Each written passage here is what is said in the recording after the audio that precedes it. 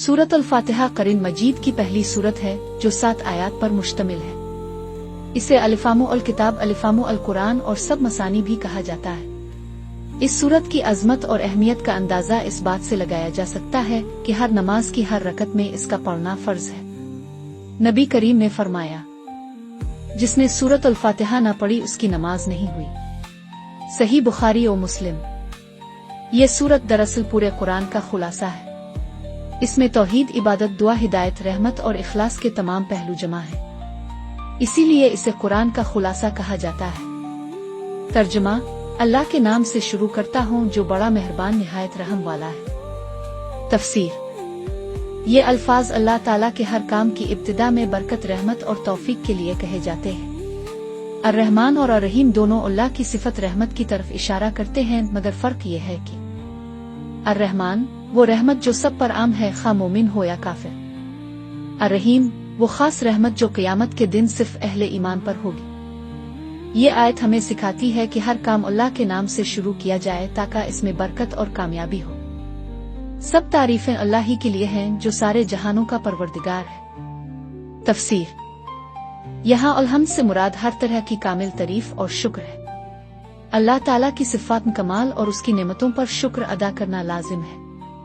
रबो परवरिश करने वाला, बनाने वाला, संवारने वाला। अल-आलमीन तमाम मखलूकात, खा इंसान हो, जिन हो, फरिश्ते हों या दीगर मखलूक, यानी अल्लाह ताला ही सब का खालिक, मालिक और राज़िक है। ये आयत हमें तौहीद का सबक देती है और याद दिलाती है कि असल तारीफ और शुक्र का मुस्तहिक सिर्फ अल्लाह है, बड़ा मेहरबान निहायत रहम वाला। तफसीर: यहाँ अल्लाह की सिफत रहमत दोबारा बयान हुई है ताकि बंदा ये समझे कि इसका रब गजबनाक, असख्त गिर नहीं बल्कि रहमत वाला है। दुनिया में इसकी रहमत सबको घेरे हुए है और आखिरत में खास तौर पर ईमान वालों पर उसकी रहमत का ज़हूर होगा। जज़ा के दिन का मालिक है। तफसीर: यहाँ यौम अल दीन से मुराद क़यामत का दिन है। इस दिन अल्लाह ताला हर इंसान को इसके अमाल का बदला देगा। दुनिया में बज़ाहिर ताकतवर और जालिम लोग अपने अंजाम से बच जाते हैं, लेकिन आखिरत में ऐसा मुमकिन ना होगा। ये आयत अदल और इंसाफ की बुनियाद है।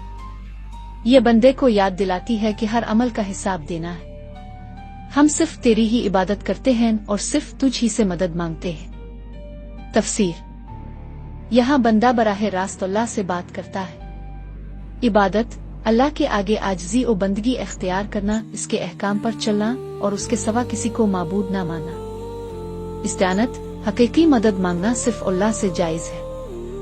ये आयत तौहीद का खुलासा है कि ना इबादत में शरीक है, ना मदद के लिए कोई दूसरा सहारा। हमें सीधे रास्ते की हिदायत दे। तफसीर: यहाँ बंदा सबसे बड़ी दुआ करता है कि ए अल्लाह हमें सीधा रास्ता दिखा। सिरात मुस्तकीम वो रास्ता जो सीधा अल्लाह की रज़ा और जन्नत तक ले जाता है। इसमें ईमान, अमल साले, नबी की संत पर अमल और गुनाहों से इज्तिनाब शामिल है। ये दुआ दरअसल इंसान की सबसे बड़ी जरूरत है, क्योंकि हिदायत के बगैर इंसान भटक जाता है। उन लोगों का रास्ता जिन पर तूने इनाम फरमाया, ना उनका जिन पर गजब हुआ और ना गुमराहों का। तफसीर: इनाम याफ्ता लोग अंबिया, सिद्दीकीन, शुहदा और सालेहीन। मग़ज़ूब अलैहिम वो लोग जिन्होंने जानबूझकर हक को ठुकराया, मिसाल यहूद। ज़ालस वो लोग जो जहालत और गुमराही में भटक गए, मिसाल नसार।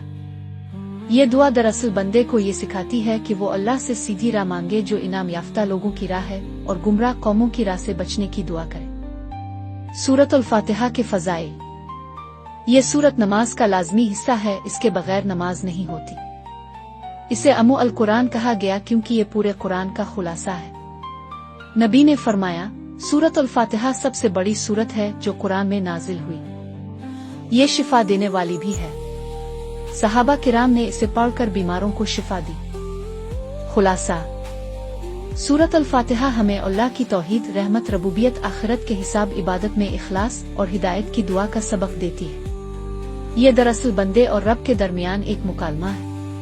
इंसान हर नमाज में अल्लाह से ये अहद करता है कि वो सिर्फ इसकी इबादत करेगा, इसी से मदद मांगेगा और हमेशा सीधी राह पर चलने की दुआ करेगा।